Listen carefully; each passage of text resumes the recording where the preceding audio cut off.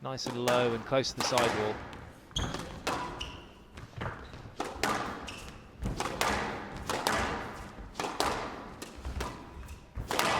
Matthew's strength area, that forehand volley, but not one of his better ones, just a little bit high and back into the straight drives.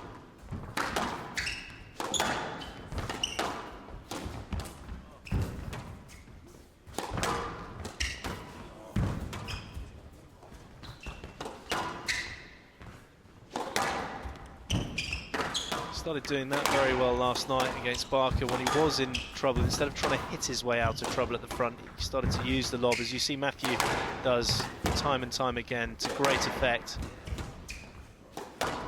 It's a good adjustment there from Rosner. Yeah, he's reading those shots down the middle from Matthew, but at least it's a better rally. This is a good spell now. The German, as he did last night, starting to respond in the early stages of this second game. Well, a lot of crowd behind him here, Parky.